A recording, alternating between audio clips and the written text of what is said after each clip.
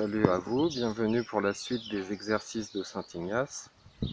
Au nom du Père et du Fils et du Saint-Esprit, ainsi soit-il.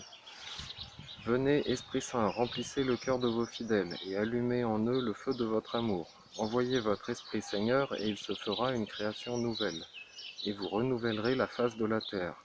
Ô Dieu qui avez instruit le cœur de vos fidèles par la lumière du Saint-Esprit, donnez-nous par ce même Esprit de comprendre et d'aimer ce qui est bien et de jouir sans cesse de ces divines consolations.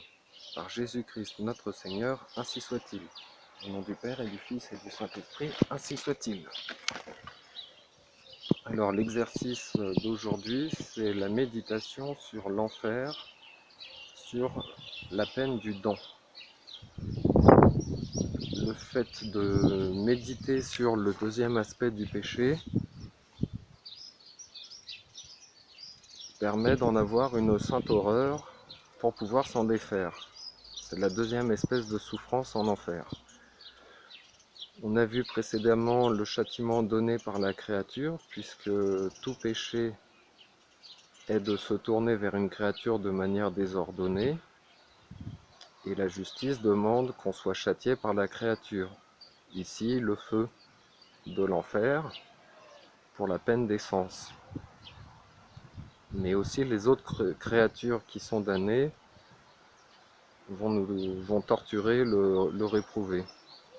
Entre les diables, il y a une collaboration, mais pas d'amitié. Ils se rendent compte que leur haine et jalousie contre Dieu seront plus efficaces avec une collaboration d'utilité. Ils travaillent ensemble, ils ont la haine de Dieu et des hommes qui prennent leur place au ciel. Alors en enfer, c'est la loi du plus fort qui terrorise les autres. Il n'y a pas de remerciement, pas d'estime en enfer. L'aversion de Dieu entraîne le deuxième châtiment, le fait de ne jamais voir Dieu, être damné, c'est ne jamais voir le but pour lequel on a été créé. C'est beaucoup plus pénible que le châtiment des sens, qui est un divertissement par rapport au châtiment de l'âme, disent les pères de l'Église. La quatrième fonction de l'âme, c'est d'animer le corps. Voilà pourquoi le feu spirituel donne des souffrances physiques. On est donc logiquement châtié corps et âme, puisqu'on a péché avec notre corps et notre âme. On a donné un consentement plein avec notre intelligence, notre mémoire, notre volonté et notre corps. Le Dan ça fait souffrir l'homme dans son essence, dans son moi le plus intime.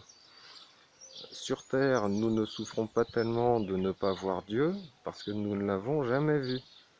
Mais les réprouvés ont vu Jésus-Christ dans son humanité glorieuse, en tant que Jésus ressuscité. Il émane une telle lumière qu'ils ont un aperçu de ce qu'est Dieu. Donc ils ne voient pas Dieu, mais ils voient une preuve qu'ils sont privés du but pour lequel ils ont été créés. Le plaisir qu'ils recherchaient à travers les créatures sur terre était un bien qui vient de Dieu. Et le bien de Dieu n'est pas limité comme dans les créatures, il est infini et beaucoup plus noble. Donc Dieu est l'aboutissement de tous les désirs. Et on voit tous notre Seigneur Jésus-Christ au moment du jugement. On est créé pour le bien et Jésus-Christ est le bien incarné. Et malheureusement pour eux, ils entendent « Retirez-vous maudits » car ils se sont tournés vers une jouissance de nature qui est une émanation de Dieu. Donc le pécheur recherchait le bonheur et en faisant ses péchés, il croyait trouver son bonheur. Pour les grands saints, c'est une torture de vivre ici sans posséder Dieu totalement, car ce corps n'est pas fait pour la vision béatifique. Il y a toujours un voile qui empêche la vraie intimité et unité avec Dieu. Donc pour eux, c'est frustrant de ne pas pouvoir rendre l'amour à égalité avec Dieu. Tout cet amour qu'ils reçoivent, ils ne peuvent pas le rendre, sachant que l'amour recherche l'égalité. Alors, depuis la chute, l'homme n'est pas capable activement de l'infini.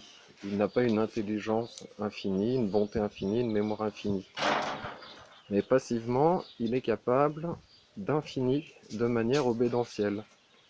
Capable de recevoir une infinité. Les trois puissances, mémoire, intelligence, volonté, ne sont jamais pleines. L'intelligence ne peut pas dire qu'elle comprend totalement Dieu, car nos intelligences sont punies d'avoir voulu comprendre par le péché originel. Donc ces intelligences sont frustrées. Par contre, on peut dire de foi que l'on croit totalement en Dieu. La volonté dépasse l'intelligence sur terre, car elle peut dire à Dieu « Je vous aime totalement ». Et au ciel, l'intelligence va reprendre sa place au-dessus de la volonté, et elle comprendra Dieu totalement. La mémoire sera remplie de Dieu. L'intelligence est faite pour l'infinité de Dieu. On est sorti de Dieu, et on doit retourner à Dieu, car c'est là qu'on trouve le bonheur. Dans la Trinité, le Père engendre le Fils. Le Fils, tout en restant dans le Père, est créé en dehors du Père. Donc il y a une forme de exitus. Et le retour, c'est le reditus. Le Fils, en répondant à l'amour du Père, le Père et le Fils ensemble soufflent la personne du Saint-Esprit. Donc c'est le mouvement de l'amour. Refuser le retour, c'est casser le mouvement qu'il y a dans la Trinité. Et cette Trinité est en image dans toute chose. Donc dans le jour et la nuit, les marées hautes, marées basses, etc. Les ténèbres ne ressemblent pas à la lumière parce qu'elles veulent faire disparaître cette lumière. Donc un réprouvé qui aura aimé la laideur au lieu de la beauté infinie de Dieu, qui aura été dans la malice au lieu de la bonté,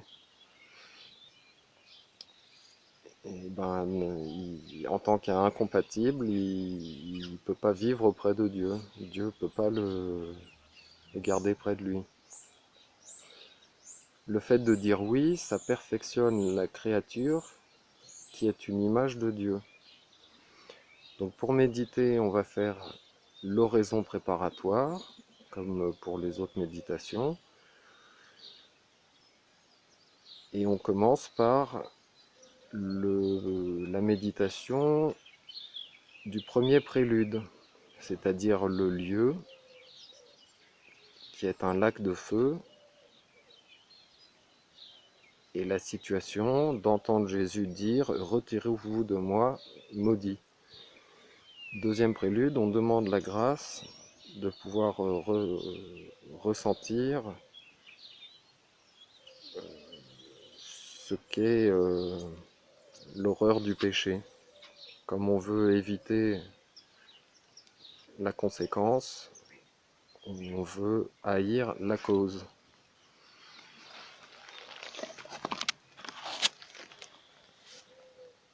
Alors on demande la grâce particulière de ressentir la perdition du bien infini, donc une peine infinie. On va faire la comparaison entre la perte d'une petite somme d'argent et d'une grosse somme. On va s'imaginer ce qu'il y a de plus grave de perdre, c'est-à-dire par exemple un époux ou un enfant en bas âge. La peine de perdre quelqu'un de chéri. Si on perd le pourquoi de notre âme, on perd le sens de notre âme, on perd notre âme. On va se figurer que l'espoir fait vivre. Donc ici sur Terre, on a toujours l'espoir de se convertir et de mériter le bien infini. Mais là-bas en enfer, le désespoir rend la vie insupportable. Le ver du remords ronge les réprouvés. Ils savent que c'est de leur faute. Donc c'est le deuxième point de méditation. On va s'imaginer les remords qu'ils peuvent ressentir. Donc ils regrettent d'être là et de souffrir, mais ils ne regrettent pas leur péché. Parce qu'ils sont unis au péché. Ils se souviennent des plaisirs sur terre. Ils ont couru après de la fumée par laquelle ils ont renoncé au souverain bien. Ils n'étaient pas programmés pour faire le mal, mais ils ont pris leur liberté dans la recherche des créatures, alors que la liberté n'a pas d'autre cause qu'elle-même. En troisième point de méditation, on va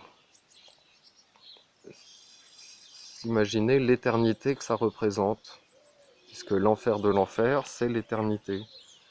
C'est parce que ça ne s'arrête pas que c'est si pénible. Donc ils ne se convertiront pas parce que le temps de le faire est passé. Et cette peine écrasera le damné. C'est un châtiment on peut pas se représenter en fait. L'imagination qu'ont les animaux, c'est ce qu'il y a de plus proche de l'âme.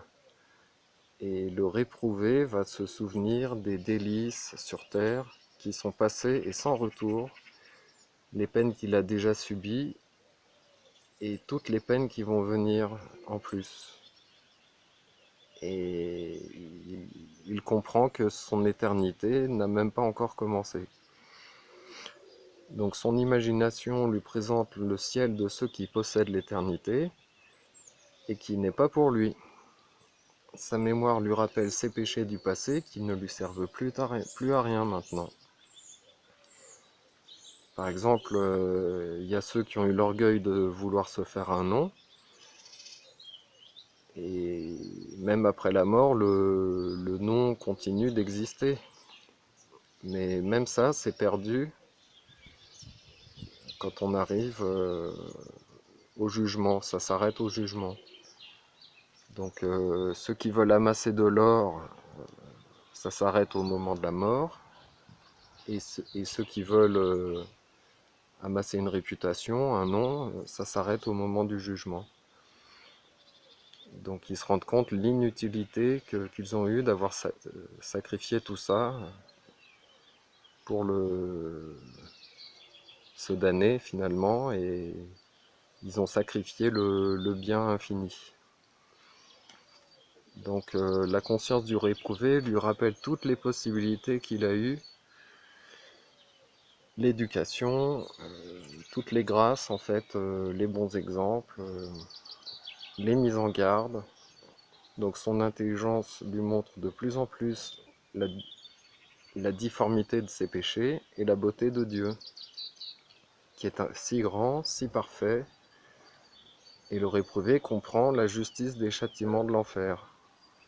Dieu méritait son amour et ses services, et au lieu de ça, il a parjuré, il a refusé son cœur, il a abandonné son bienfaiteur. Donc ensuite, il y a la torture de sa volonté. Il va se dire que c'était facile de se sauver, et pourquoi avoir mal utilisé son temps et les grâces? Pourquoi a-t-il abusé du temps de Dieu? Le réprouvé se voit être un insensé, un misérable. Il voit ceux qui ont péché plus que lui, mais qui ont regretté leur péché et qui sont sauvés. Il voudrait pouvoir retourner sur terre pour servir Dieu, mais en fait, ils veulent Dieu comme conséquence, mais ils veulent toujours la mauvaise cause, c'est-à-dire leur péché. Donc ils ont une contradiction. Ça leur fait une schizophrénie en fait. Ils sont complètement partagés. Donc le réprouvé se maudit lui-même, il maudit Dieu, et en fait il maudit tout le monde. Donc ce lieu qu'est l'enfer avec cette damnation éternelle, c'est une réalité actuelle et on a tous la possibilité d'y tomber. Donc cette méditation est vraiment importante pour avoir l'horreur des effets, ce qui permet d'avoir en amont l'horreur de la cause. Voilà, merci pour votre attention. Prenez soin de vous. Que Dieu vous garde.